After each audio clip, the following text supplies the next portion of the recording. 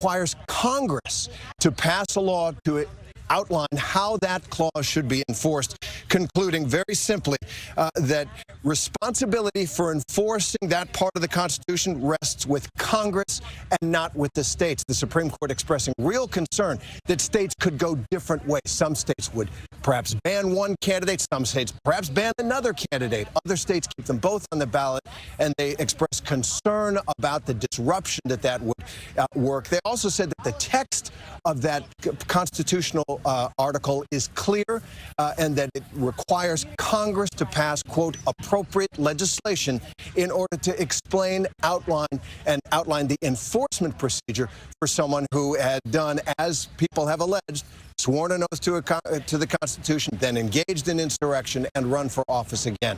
Nothing will happen. Trump will stay on the ballot in all 50 states. And we should point out, Terry, that he is on the ballot. His name is printed for Super Tuesday tomorrow in Colorado, so voting will continue as planned.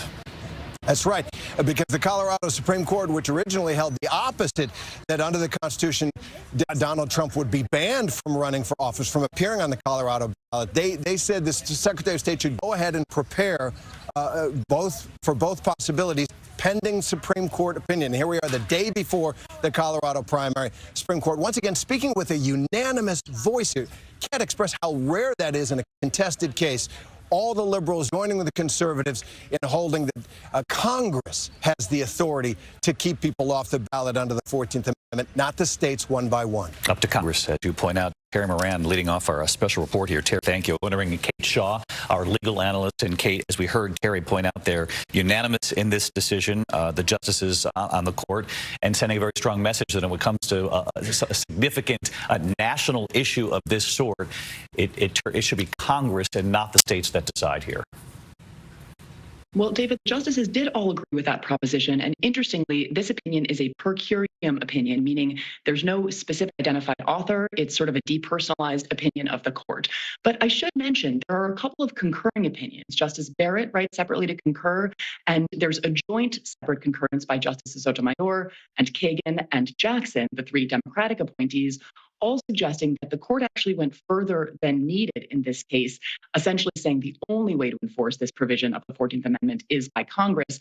But just as Terry said, the bottom line is unanimous that Colorado has to keep President Trump on the ballot, and so does every other state. So I think we're done with seeing state litigation around this question. It was interesting, Kate, because we had a bit of a preview that this was coming, including the liberals on the court when they heard arguments in this. Elena Kagan had said, I think the question that you have to confront is why a single state should decide who gets to be president of the United States. This was at one point to a lawyer arguing against Trump's position. She went on to say, in other words, this question of whether a former president is disqualified for insurrection to be president again, just say it, she said. It sounds awfully national to me. Strong suspicion that she would go this way along with the other liberal justices.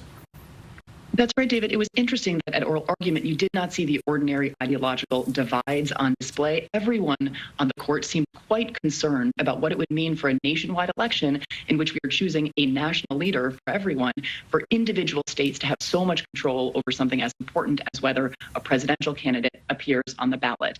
That's an argument about consequences. That's not really grappling with the history of this provision of the amendment or the intention of those who added it to the Constitution. That's really about consequences. But you saw that front of mind in the oral argument, and I think you see it on display in this opinion. And bottom line, Kate, what does this mean for other states who have found similar findings as Colorado? As you know, a number of states have gone in this direction. That's right. You had Colorado, Maine, Illinois. I think this opinion puts those to rest. At this point, none of those separate state decisions, whether by courts or by Secretary of State, as in Maine, to keep Trump off the ballot, can go into effect. So he will either be or remain on the ballot in every state. I don't think there's any way for a state to try to circumvent this ruling.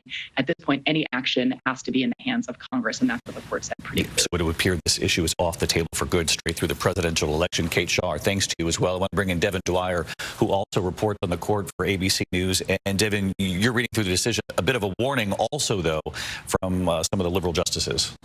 That's right. And Kate just touched on that here, that the liberals were saying the court didn't need to go as far as it did. Take a step back for a second, David, on just how historic this decision is. Never before has the Supreme Court considered this part of the Constitution, so historic in that way.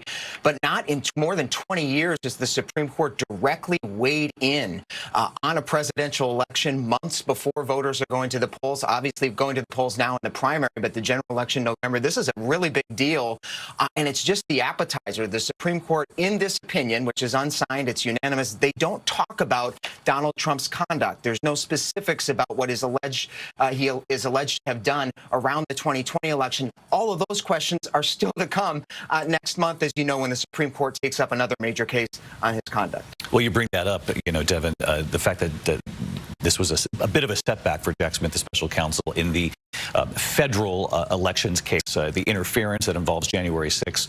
We learned that they will take up this issue of presidential immunity, obviously much different from what we're covering right here.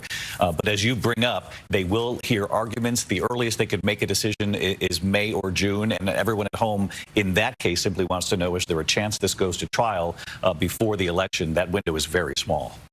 A very small window for the Supreme Court to hear this case, this other case, give a decision, have a trial go forward before the presidential election in November. But, David, again, the underlying conduct in this decision today that Donald Trump cannot be removed from the ballot for engaging in insurrection is about to go back before the court. In this other case, the special counsel looking to prosecute Donald Trump for that very same conduct. And so these justices, again, are going to be asked to decide whether that trial can go forward, whether a president is immune, and it's really going to push this trial right up against the election when voters are going to be headed to the polls. And of course, the point you're making here is that while they don't address the behavior in today's decision, they're going to have to.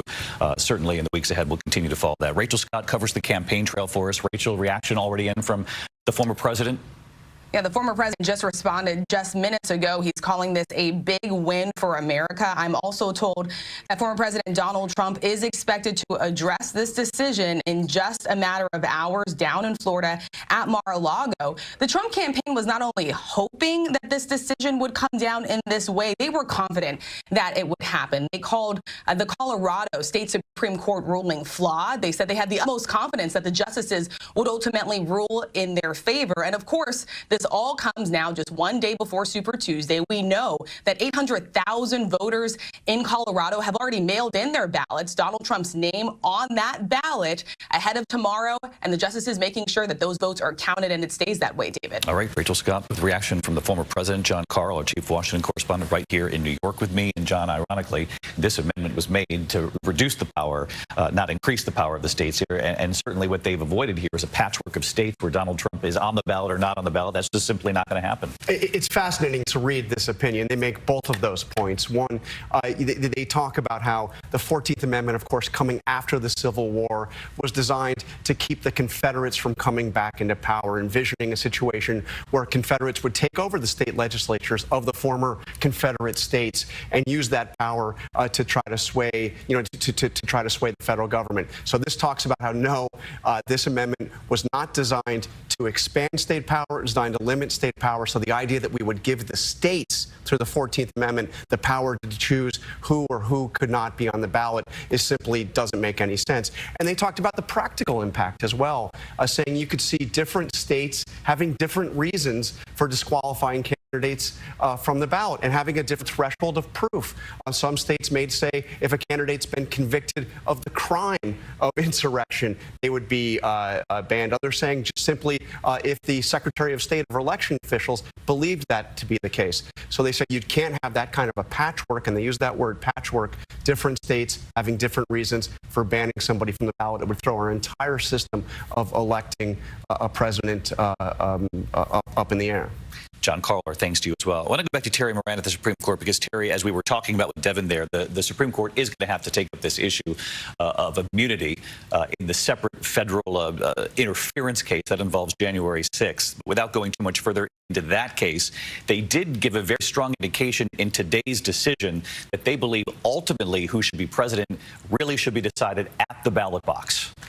Yeah, that's a great point, David. The whole panoply of cases brought against Donald Trump in all kinds of courts, not just the Supreme Court, but courts across the country, all have basically one aim: to stop him from getting back into the White House. And what the court says in this case is that the Constitution is clear that this route is not available. And across the country, there's a sense among voters that there's something not kosher about that, if you will, that they are pushing back against this and saying that the only way to decide who gets into the White House shouldn't rest in the courts or with prosecutors or juries.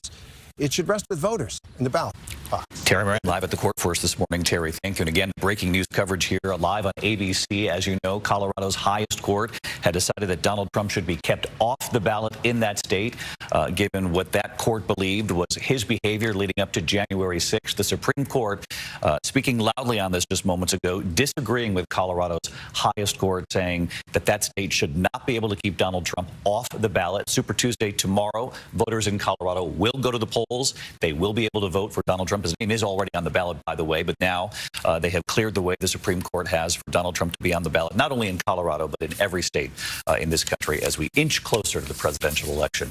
Our coverage continues on ABC News Live, abcnews.com. Of course, I'll be back much later today with this entire team for World News Tonight. I'm David.